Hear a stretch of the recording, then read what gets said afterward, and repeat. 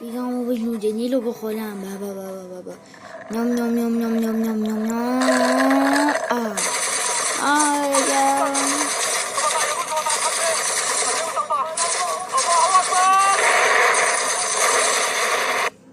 وقتشه برم از خاک کلدستان عراق دفاع کنم.